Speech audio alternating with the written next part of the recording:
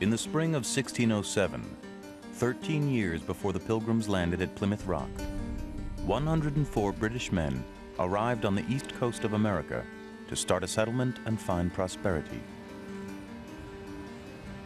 Land! Land to starboard! The Jamestown colony would become the birthplace of the United States, but not without the grimmest struggle to survive. Within a few months, nearly 70 of the original settlers had suffered agonizing deaths. And over the next 3 years, hundreds of those who came to replace them shared the same horrible fate. Historians and scientists have proposed a number of explanations for the horrors that befell the early colonists, but they have never fully agreed on exactly what or who was to blame for the deaths. The most common theory is that the settlers died of starvation, but graphic descriptions of other terrible physical afflictions have also been found in the chronicles left behind by the survivors, leading some to believe that disease, not starvation, was responsible. And there is more. Archaeological evidence from the recently rediscovered Jamestown site raises interesting new questions about internal strife. One skeleton exhibits a dark memento of the deadly infighting that plagued the colonists.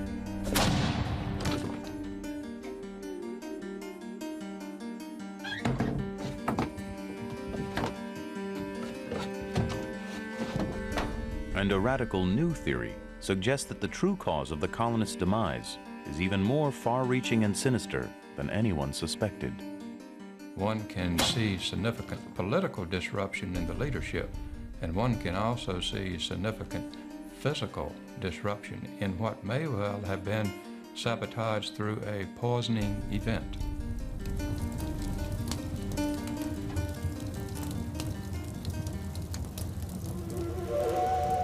Holy Mary, Mother of God, pray for us sinners, now and at the hour of our death. Amen. History tells of the pious, hard-working pilgrims who arrived in New England to found a nation free from British religious persecution. School texts teach that they landed at Plymouth Rock in 1620, and from there, a great nation was born. But the true beginning is not as comfortable or as noble. The real foundation of the United States was laid much earlier and far to the south. In what would later become Virginia, men arrived to claim the land for the British and seek their fortunes in myths of gold. William Roods, laborer. Richard Dixon, gentleman. Captain John Smith, gentleman. The Jamestown colonists were a mixed bag of noblemen, laborers, and craftsmen. William White, laborer. James Reed, blacksmith. George Percy, gentleman. They set sail from England just before Christmas 1606, on a journey that was supposed to take a few weeks. But the winds were unfavorable, and the voyage dragged on for months. Captain John Smith documented the crossing. We were at sea 5 months, where we both spent our victual and lost the time and season to plant. The long, cramped journey fostered disputes among the men, who had not yet been told their positions in the colony. On the way over, they carried sealed orders which weren't to be opened until they got here. And so the CEO hadn't been advertised.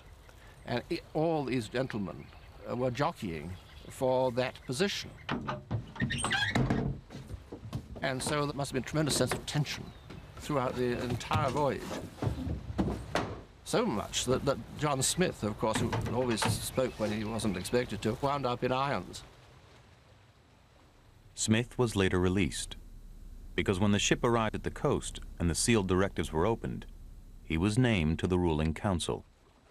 With their orders finally clear, the crew spent 2 weeks looking for a place to settle. There were bitter disputes, but they finally decided upon an island some 50 miles up the James River from the ocean. After such a rough and tumultuous voyage, the men disembarked with high expectations. Caught up in the spirit of the expedition, which had been organized by the London, Virginia Company, they were eager to begin on the path to riches. They had finally arrived in what one poet had promised was a delicious land of pearl and gold.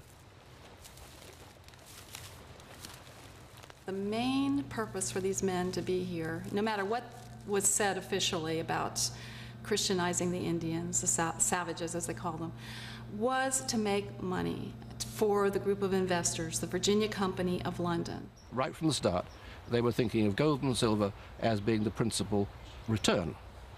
What they found was there wasn't any gold, nor was there any silver, but there was wood, a lot of wood, and there was pitch and tar. And this is, I think, is one of the things that probably upset the other sort, because they really expected they were going to have little nuggets to put in their pouches, you know, and all they got was hard work.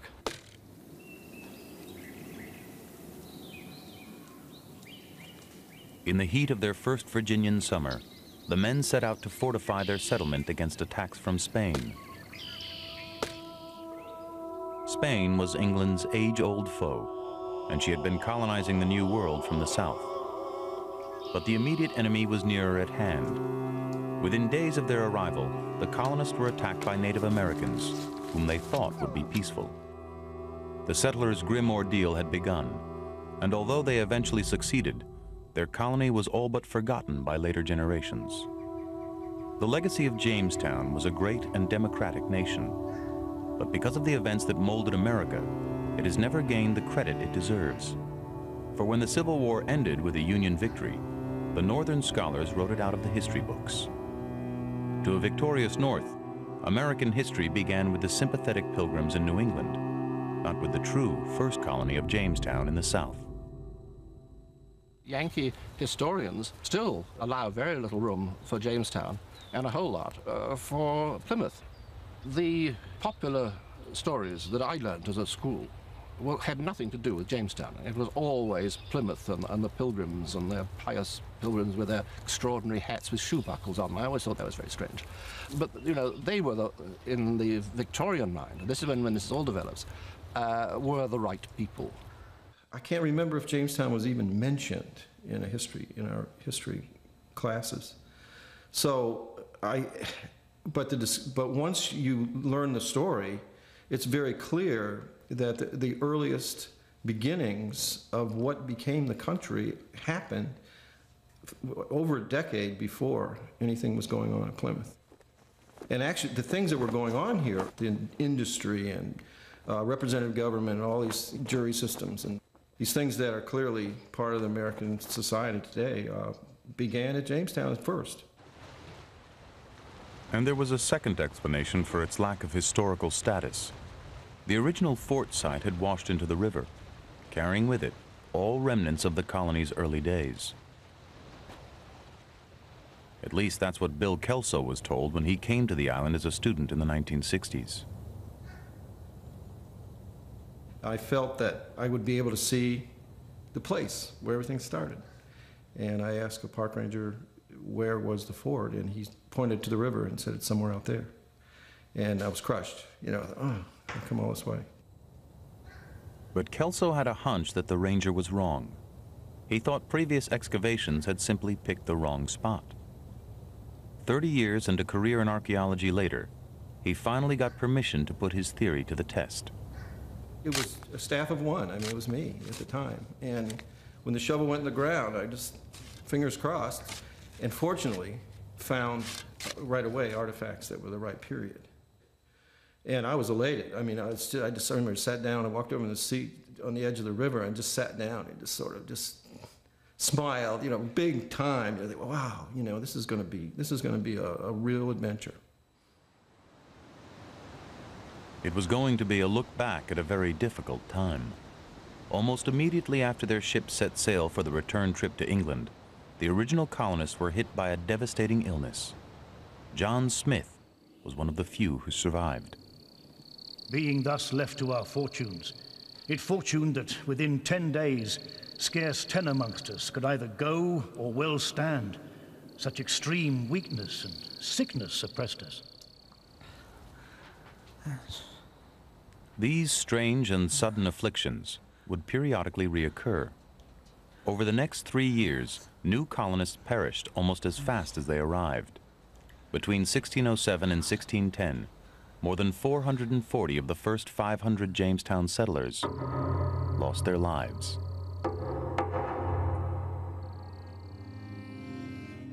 Exactly what was to blame for this extreme mortality rate is one of the great mysteries of early America.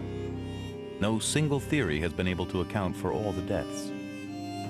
For many years, the tragedy was attributed to a bad choice of settlers, lazy English gentlemen and low-class riffraff, all hopelessly ill-equipped to establish a colony. The myth would be that the settlers were a bunch, on one side, of effete, chinless gentlemen, overdressed, and on the other side, these other sort, who very quickly found themselves in rags. That's the impression. But archaeological evidence from the fort shows that lack of effort cannot be blamed for all the deaths. Clearly, a great deal did get accomplished.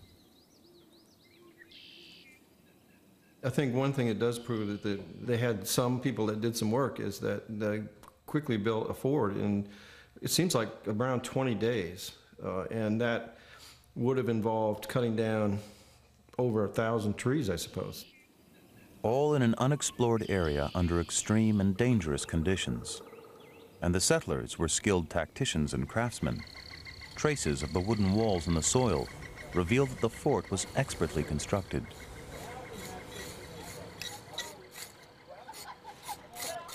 The configuration of the palisade lines taken together indicate that the people that came were, in fact, experienced military people, and they knew how to shape the fort that would be the most defensive against the enemy that they found out was the real one, and that was the local Powhatan Indians.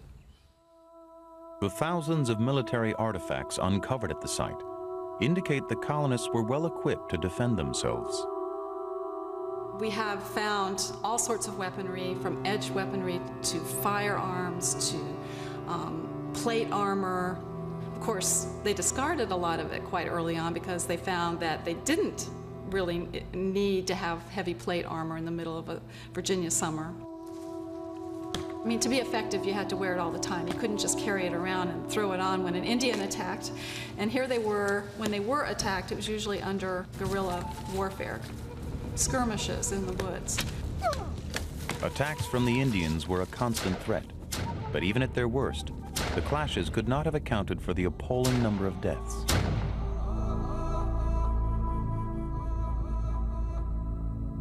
So there must have been another culprit. Evidence from the site and written records from the colony indicate that perhaps starvation was to blame. George Percy, one of the settlers, chronicled the struggle to survive during the winter of 1609. A winter that came to be known as the starving time. Some were enforced to search the woods and to feed upon serpents and snakes, where many of our men were slain by the savages. And now famine beginning to look ghastly and pale in every face, nothing was spared to maintain life. In a trash pit at the site, Kelso found remains that corroborated Percy's words, evidence of the gruesome morsels the colonists had been forced to eat. I'm inside a building or a cellar that probably stood here in 1610. This is a place that maybe earlier than that, Captain John Smith could have even walked in here. When it was abandoned, it was filled in with over 30,000 artifacts that were thrown away as just trash. We found a lot of bones of animals could have been eaten. So it's probably material that was here from a traumatic time like the starving time years of 1609, 1610. Famine compelled us wholly to devour those hogs, dogs, and horses that were then in the colony, together with rats, mice, snakes, or whatever vermin or carrion soever we could light on. They tell us that they had to cut their horses up into dainty squares and eat them. They'd never eat their horses at home. We have elements of horse legs, and you can actually see the chop marks along the edges where the horse has definitely been butchered. And they do tell us that they had to eat the rats as well. This is the first appearance of black rats in the New World. We're seeing graphically what they're telling us in the records, that they had to resort to eating the things that they normally wouldn't. But why was food in such short supply? Archaeologist Dennis Blanton has done research in the Jamestown area. He finds it difficult to believe that the colonists could have starved, if conditions then were the same as today. It is hard to imagine, even today, that anyone could starve here. We are surrounded by a very rich natural area. The streams are full of fish, crabs, oysters. Forests are full of food of various kinds. But the settlers, bent on profit, had never intended to forage, hunt, or grow their own crops. They had naively hoped to trade for food. Their plans went awry when they discovered that the Indians had no food to spare. Blanton had an idea where he might find out why. He turned to the area's cypress trees that for hundreds of years had been quietly preserving details from the past. We're fortunate to have some of the oldest trees in the country here. There's some that are over 1,000 years old, and there are enough of them that would allow us potentially to reconstruct the climate. There's one type that consistently lives at that age here, and that's bald cypress trees. They grow in very wet environments, but we also know that they're very sensitive to wet and dry conditions.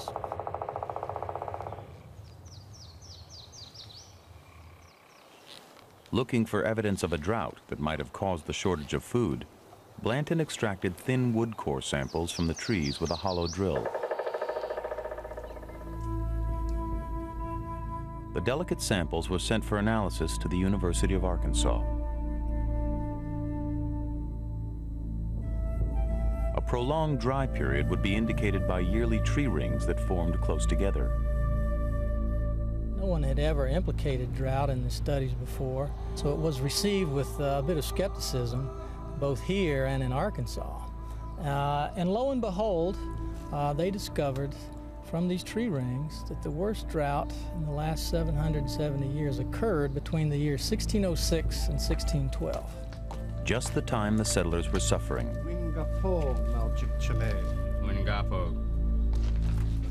And although the colonists did eventually manage to set up trade with the Indians, in those years, the growing conditions were so dismal, the Indians were barely managing to feed themselves. They had little to offer the starving colonists.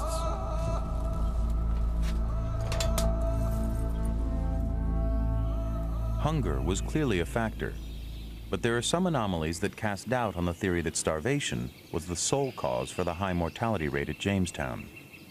While this starvation was going on at Jamestown, down at Point Comfort, at Fort Algernon, Captain James Davis was living quite well, and the record states that they had sufficient food that they were able to feed the excess to their hogs. So we have hogs about 40 miles or thereabouts downriver. We have excess food to feed the hogs, and yet they're starving at Jamestown. This doesn't seem to fit well.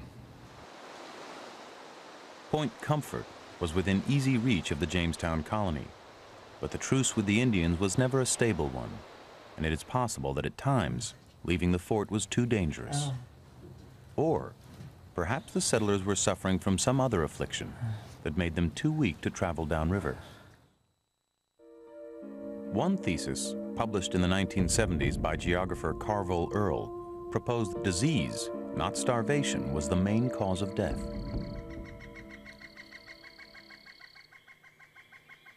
Earle thought that the fatal contagion was carried in the brackish water the colonists were consuming. With no fresh springs on the island, they were forced to drink from the marshy river itself, even though they knew it was probably not safe. But they had chosen the island for defense, not health. People have always said, what a stupid place to put a settlement.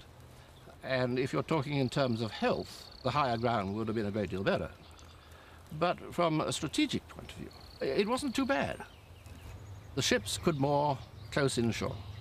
That means that help could come ashore very easily, and if you had to, you could get out very easily. And you really can't fault them for worrying about health. When they first arrive, you don't worry about health until you find you aren't healthy. Settler George Percy confirmed Earl's suspicions. His writings reveal that the colonists had been forced to drink river water that was often foul and sometimes deadly. Our drink was cold water taken out of the river, which was full of slime and filth, which was the destruction of many of our men. Earl's theory is that the slime and filth were caused by the settlers' own sewage, particularly during the dry summer months. The waste would have stagnated near the fort, untouched by the river currents. He speculated that waste that was introduced in the river from the area of the fort really didn't travel very far. It circulated with the tide back and forth, and therefore they were taking their drink from the river, and that would have introduced disease and exacerbated many of the problems that they faced. George Percy's accounts describe the diseases that overcame them. The 6th day of August, there died John Ashby of the bloody flux.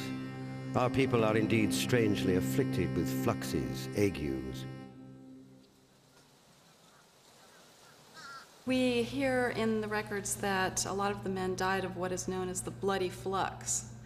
And looking at medical books from that time period, dysentery is called the bloody flux.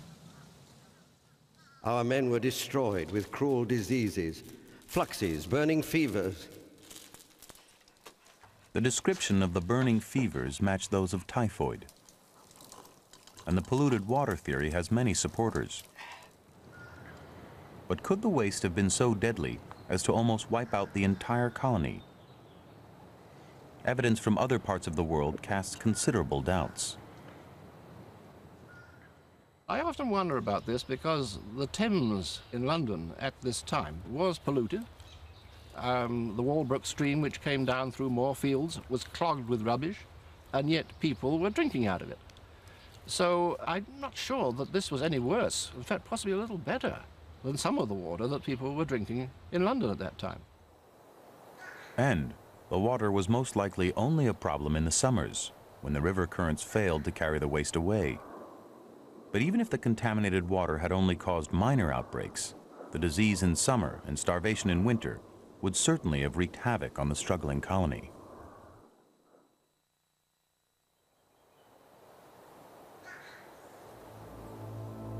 The hardships led to conflicts among the men.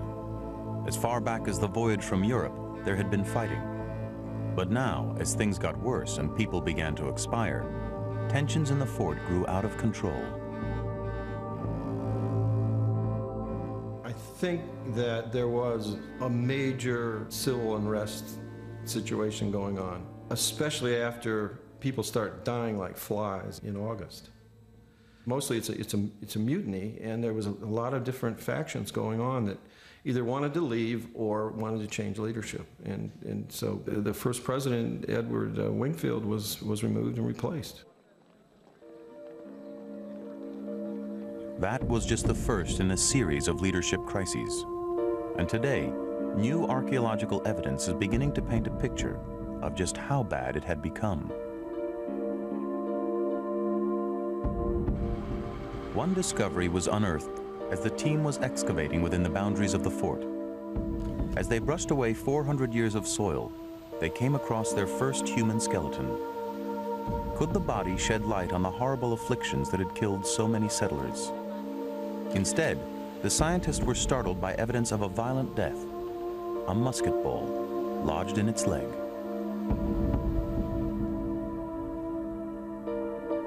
This is what remains of JR-102C, and we gave him a nickname of JR because we found out that this person likely died from a massive gunshot wound to his right leg. Here was an unexpected twist in the story of the settlement. The team hoped ballistics tests with replica muskets could provide details about the event. Fire! We tested all the various types of weapons that could have been used at the time on targets to see how far back we would get to get a spread of shot that would reflect the same spread of shot in the wound. And you had to be at least 8 feet away. JR did not shoot himself. We know that. So who did shoot JR? Kelso began to ponder the possibilities. Had the man been killed by Indians? By Spanish soldiers?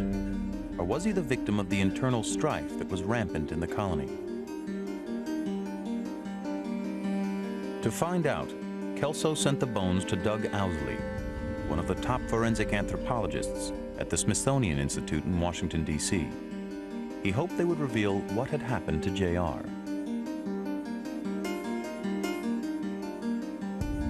There's nothing in the archaeological record that you can recover that can tell you more about a people, a past people, than the opportunity to learn from the bones themselves. The skeleton can tell you volumes, and in his case, he's a very special fellow. He's full of mystery. We've been trying to figure him out for more than 2 years, and we still have lots of things that we don't understand. Owsley's first task was to establish sex and age. There's no question in my mind that this is a male. The features that we see in the pelvis, certainly the size and length of the long bones, the definition of the muscle attachment areas at different locations, those are all male characteristics. In the same sense, when you're talking about a male skull, males tend to have more slope to the forehead on average, whereas females tend to have a much more vertical forehead. Those features all identify this individual as a male. With regard to age, one of the things that we see in this individual is that this tibia, this shin bone, the proximal tibia, still has a well-defined growth plate line right here, indicating that this individual is still growing. And again, comparing it to known reference samples, you can use that to assign an age to an individual. Owsley was confident the skeleton was that of a healthy young man who was about 20 years old when he died. The body had been buried in a coffin within the fort, indicating that he would have been from the higher class. A shroud and shallow grave in the woods would have sufficed for those of lower status. The way this was excavated is that you go down through until you hit the skull. You assume that's going to be the highest in elevation. And that'll give you an idea of where the rest of the body is, so you can slowly go down to these other pieces. So we literally excavated him from head to foot. I remember that very vividly, because as we went down the leg, and then suddenly here was this musket ball in the bone, I just, at that moment, I understood something about how traumatic or how challenging it was to be at Jamestown, because we would expect to find, if a person was shot, arrow points. And they said, wait, this is a European weapon, killed this guy, and it's unlikely the Indians had those. If this dates to that 1607 period,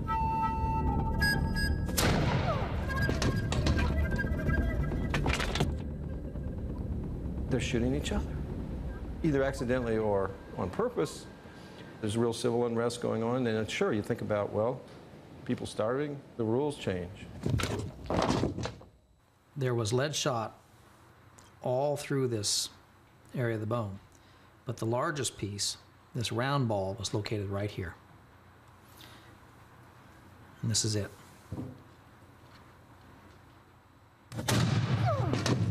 And one of the things about this round ball, they had made a slice into it. Now, the function of that, perhaps, is to cause the bullet to break up upon impact. But the mystery of JR's death went beyond the actual gunshot. Further investigation of the body raised questions about where it was from. By all indications from the archaeological record, he should be a very early burial. That means he should be English.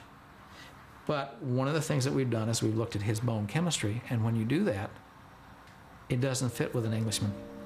And that's the mystery. JR's bone chemistry indicated that he had lived on a typically American diet. But bone chemistry changes as a person grows.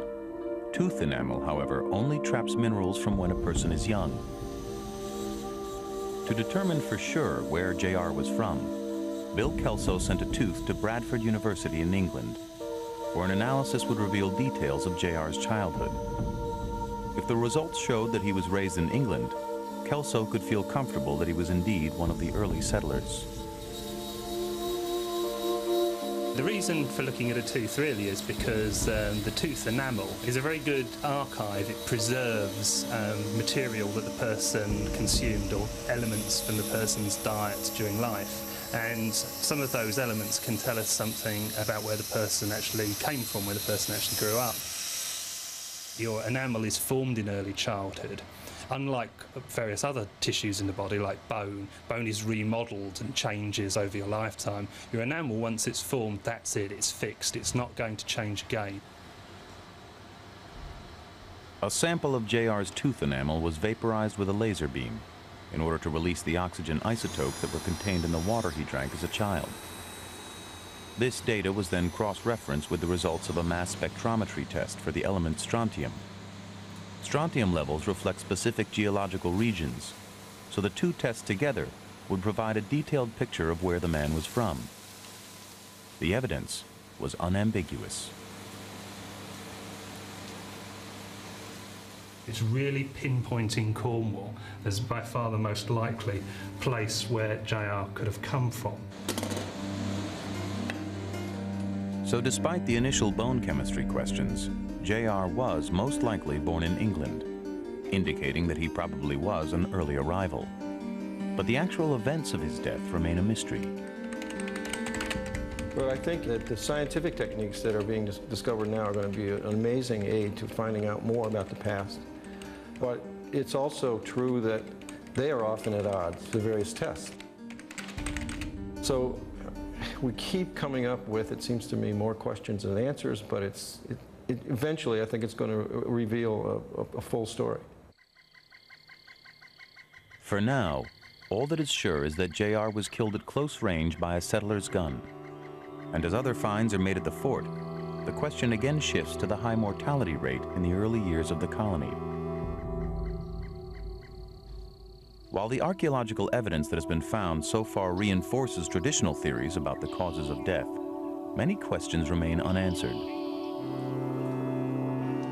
Some of the symptoms described by the settlers simply cannot be accounted for with the usual explanations.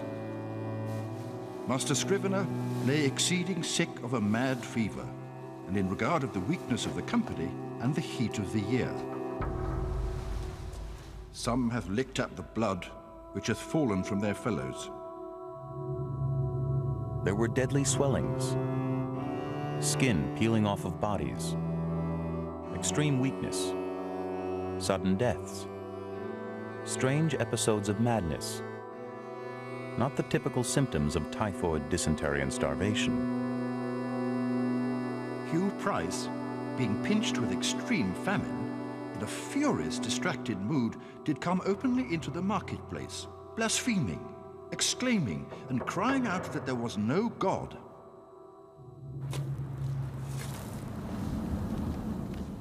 The descriptions were horrific, and for one independent scientist, they invoked global images of politics as well as local suffering.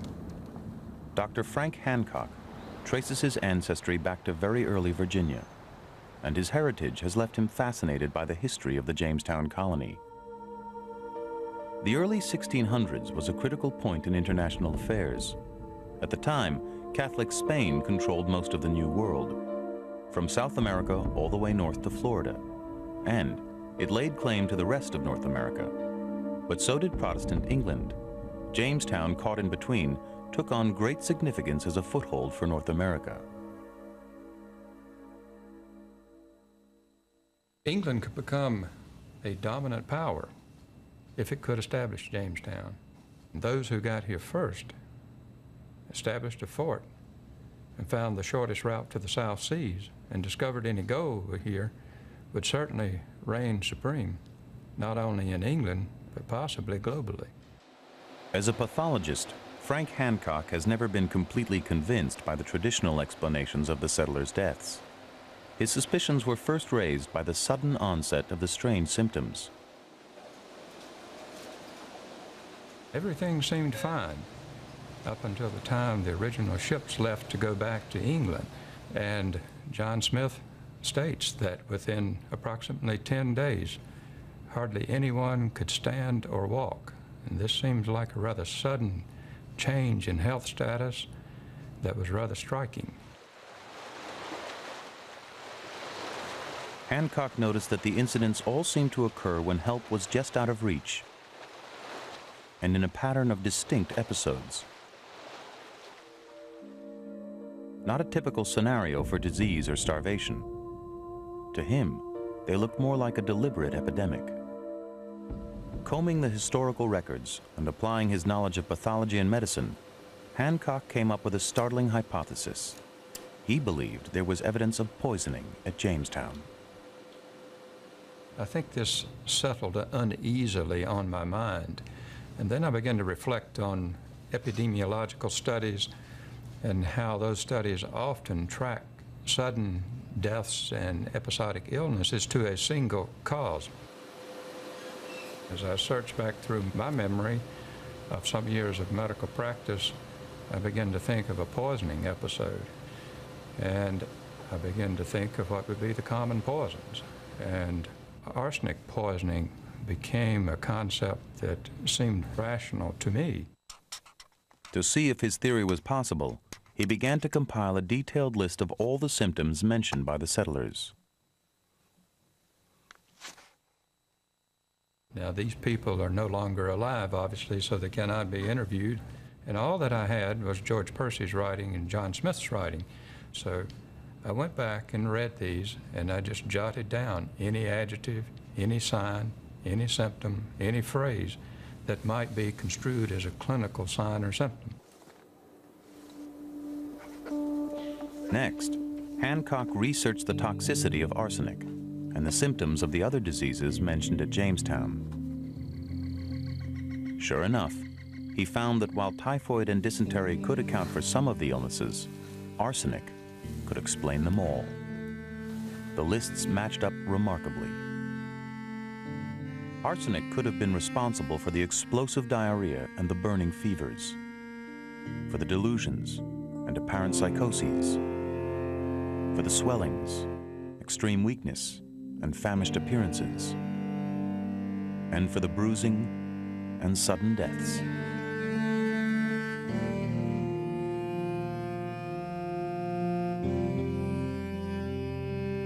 Then, by sheer coincidence, Hancock made another significant connection. A murder case in his own hometown brought to light an additional bizarre symptom of arsenic poisoning. A local man, poisoned by his girlfriend, had suffered chronic skin peeling before he died. Hancock remembered from the records that similar cases had been recorded at Jamestown.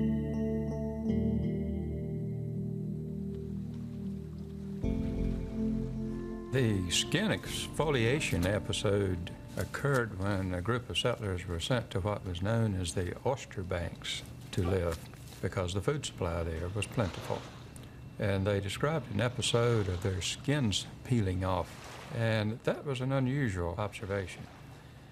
So I searched one of my general textbooks, and exfoliative dermatitis was mentioned as one of the possible consequences of arsenic poisoning. Just one more tie between the settlement and the poison. But why would arsenic have been present in Jamestown? In the early 17th century, poisoning was common in Europe.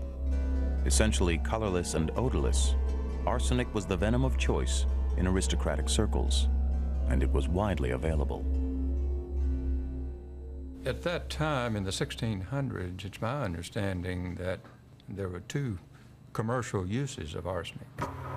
One of the uses of it was that women would use arsenic and carry it in a small item on their body so that they could use a small taste of it in order to induce paleness, because paleness was desired at that time. But there were no women in Jamestown, and so no need for these cosmetic vials. Its second use, however, as a pesticide known as ratsbane, would have justified its presence. Ratsbane would have been an agent that would have been aboard a ship, and ratsbane, according to modern dictionaries, is arsenic trioxide. John Smith's records indicate that ratsbane was present in the colony. But was there a plot to use it on the settlers? Frank Hancock believes that both internal conflict and international political posturing could have given rise to such a scheme. But others are not as easily convinced. The theory that there was a conspiracy of someone purposely poisoning people at Jamestown, to me, while it is possible, is not probable. I don't see enough evidence that says that that's the case. There was plenty of ways to die here besides that. I mean, there was just everything else. You think that's a pretty dumb suggestion, but then, of course, the CIA and MI5 have done some pretty crazy things, too. But in actual fact, it could have happened. It really could. Because when the English went up to have a peace conference with the King of the Chesapeake, the physician brewed up poisoned ale. And as a result, they poisoned 200 Indians, including the chief and all his family and all his lords and so on. So it could have happened. This horrific poisoning of the Indians happened in 1623, long after the initial hardships. But it does indicate that the colonists were not above using poison, and that they had the knowledge to do so. In addition, Hancock was finding evidence that at the time the first settlers arrived in Jamestown, there were numerous other poison plots being hatched back in Europe. He also found some interesting personal connections between these old world schemes and the colony. I set aside the medical issues and began to go back to reading general history. And then that takes you back to England, where you have to consider internal English politics and see how the divisions within England were interacting with Spain. The principal political conflict in England at the time was between Protestants and Catholics. It had only been 70 years since King Henry VIII had broken away from the Vatican and founded the Anglican Church. In the years that followed, both sides made a habit of persecuting the other. England was officially Protestant, but the Catholic faction was still strong and was often assumed to be in league with Catholic Spain, whose military might was financed by gold from the New World. Accusations of treason were commonplace. Everybody thought there was a Spaniard under the bed. And there were a lot of admitted Catholics, but many more closet Catholics. And I think that the Protestants felt that any Catholic was a potential spy. Hancock began to theorize that one of the Jamestown settlers could have been a Catholic and part of an English or Spanish scheme to destroy the Protestant colony. This traitor could have discreetly poisoned the town's food supply. Despite the fact that Jamestown has always been thought of as a Protestant colony, recently discovered artifacts show evidence that there were Catholics present. We have found some artifacts reflecting Catholic iconography, and it's been quite surprising. I mean, we were kind of shocked. Bits of rosaries and some crucifixes and religious medallions showing the Immaculate Conception and that kind of thing. Not what you think of when you imagine Anglican Jamestown. As the internal conflict in the colony escalated, suspicions would have run high. In fact, Captain George Kendall, one of the most capable officers in the settlement, was actually accused of being a Spanish spy and executed. Present your piece. Give. Fire. The fact that they would do that suggests that this level of paranoia must have been really very high indeed, because you don't throw away one of your best men just because you think he may be spying. Perhaps the bullet in JR's leg was yet more evidence of this paranoia. Either way, Hancock believes he has evidence to prove that a Jamestown plot would have been masterminded from Europe. It could even have been someone involved in one of the other plots to overthrow the Protestants. Just a year earlier, in one of the most famous terrorist incidents in British history, the Catholics had tried to blow up the British Parliament. The conspiracy was known as the Gunpowder Plot, and its ringleader was a Catholic named Guy Fawkes. He was arrested on November 5, 1605, just minutes before the explosion was to take place. And to this day, the British light fireworks on the anniversary of his execution.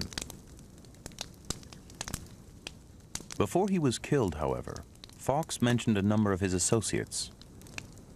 Among them was a shady character named Baron Thomas Arundel. Arundel was an ardent Catholic and a notorious plotter with an interest in chemistry. Thomas Arundel was a fanatic Catholic. It is the story of this family over 150 years that they were militant Catholics. In many ways they were disloyal, but their objective was to get freedom of religion so the Catholics could worship freely in England. Arundel fought for freedom in England, but he also had a fervent desire to establish a Catholic colony in the New World. Blessed art thou among women, and blessed is the fruit of thy womb, Jesus. Holy Mary, Mother of God, pray for us sinners, now and at the hour of our death.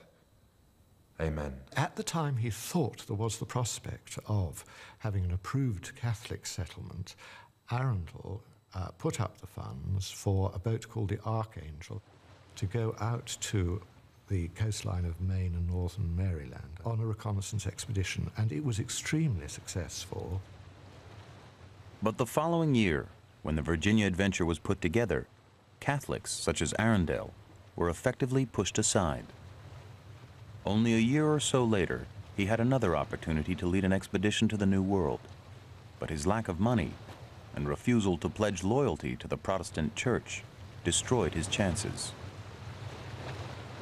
He was deputed to be captain of an expedition which would include 500 English Catholic soldiers and 500 Irish, and they would go to the northern area and they would colonize it. And then that fell apart again. He couldn't get a patent from the king, and he was furious. And it's then that he really determined to do his best to destroy Virginia. Awake, traitor! Awake! In fact, just months after the colonists arrived in Jamestown, one of Arundel's associates was arrested on his way to Spain. With intent, as is thought, to have betrayed his friends and showed the Spaniards a means how to defeat this Virginian attempt. Even more damning, the only surviving sketch of Jamestown Fort, giving away its exact location on the James River, is one found with the papers of Don Pedro de Zuniga, the Spanish ambassador in London. Also in the Spanish archives was a letter from the ambassador to King Philip III of Spain, describing Arundel's desire for revenge against the British. According to Zuniga, Arundel had offered to leave England, fake capture by the Spanish, and then lead them to the Jamestown colony. The truth is that they have failed to send him out because he is suspected of being a Catholic. He is actively discontented, and he has told me that he will perform an extraordinary service in regard to this matter. Baron Thomas Arundel is reported by Ambassador Zuniga to offer his services to Spain, and that he would come to America and show them a means how to de-establish Jamestown without recourse to arms. For one reason or another, the plan did not come to fruition. Perhaps at that point, thinks Hancock, a more subtle scheme was devised. It would not be the first time Arundel and his acquaintances had used poison. One of his associates, John Stanley, who came from Spain, was arrested and confessed he was going to spread a poisonous perfume around Queen Elizabeth and would kill her. The other person arrested actually put poison all over the pommel of her horse. And on an earlier occasion, when Arundel was arrested for setting up a clandestine international meeting, a telling reference to poisoning was found amongst his papers. There are references in his past to having been interested in how to poison the air so as to infect an entire camp. Hancock believes that this is a clear reference to a Catholic plot to quietly poison the Protestant colony.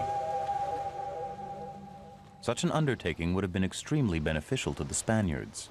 It would have given them a chance to impede the British expansion into the New World without the need for a costly military expedition. For Arundel, it would have exacted the sweet revenge he felt he deserved. And there is ample indication that he was not above conspiracy. What business am I in this affair, sir? But returning to the present, can Hancock actually confirm the use of poison in the colony? Without it, his theory can never be proved.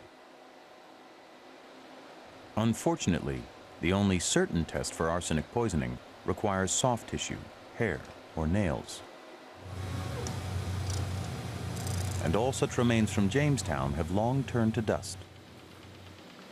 However, Hancock is able to obtain a few human bone samples from the early settlement. And he asks his colleague, toxicologist Richard Early, to test them for any traces of the poison.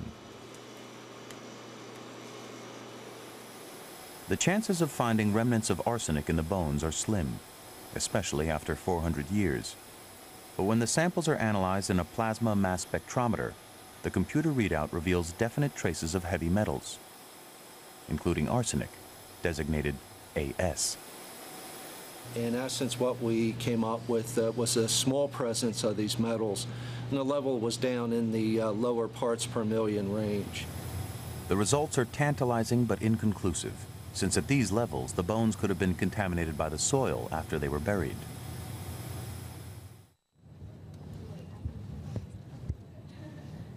Nevertheless, for Hancock, it is forensic evidence that his theory could be correct. It gives him the incentive to continue to peruse the records for more hints of the conspiracy. And even though it has not been embraced by other experts in the field, it does make sense in the context of the times. To Hancock, international politics, religious turmoil, and personal vendettas may all have played their part in the tragedy at Jamestown, and he is still convinced that one day his theory will be accepted as the truth. I think the circumstantial evidence seems somewhat convincing, and I think the literature available and the writings of that time need to be reread and reassessed from this point of view. I think the possibility of sabotage at Jamestown, both political and physical, is rather strong, and I suspect that the events will be proved. For now, the weight of evidence still supports a less radical view, that the settlers succumbed to a crushing combination of local conflict, natural disasters, and devastating disease. Things eventually got so bad that after the starving time in 1610, the few remaining survivors left the colony in search of a more hospitable site. But as they were leaving, they encountered a new fleet from England and were persuaded to turn back. Out of the ruins, a new beginning was made. In 1613, settler John Rolfe, who later went on to marry the legendary Pocahontas, cultivated a sweet breed of tobacco that became the financial savior of the colony. From that point on, the troubled settlement slowly revived. Close to 400 years after Jamestown was founded, the site is beginning to reveal its secrets, and the reality of what these early settlers endured is finally coming to light.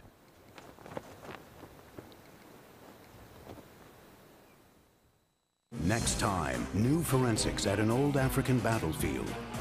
The British colonials suffered a staggering loss and claimed to have been brutally outnumbered. By bloodthirsty savages. No.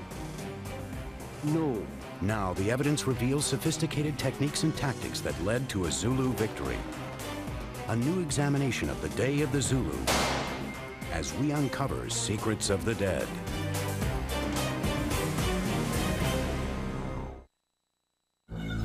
Reopen investigations of the past at PBS Online. History is revealing its forgotten secrets at pbs.org.